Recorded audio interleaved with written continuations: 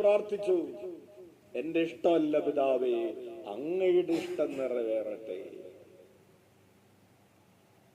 എന്റെ ഇഷ്ടങ്ങളല്ല, അങ്ങയുടെ ഇഷ്ടം.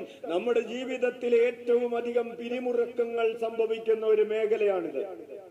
കുടുംബത്തിൽ ജീവിക്കുകയാണ്, ഭാര്യയും ഭർത്താവും ഒരുമിച്ച് കുടുംബത്തിൽ ജീവിക്കുകയാണ്.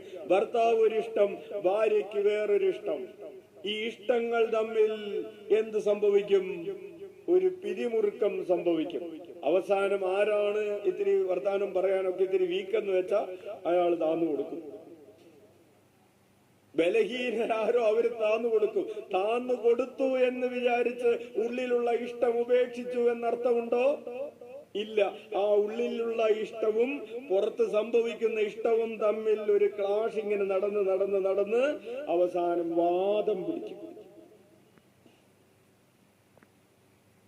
ഹല്ലേലൂയ.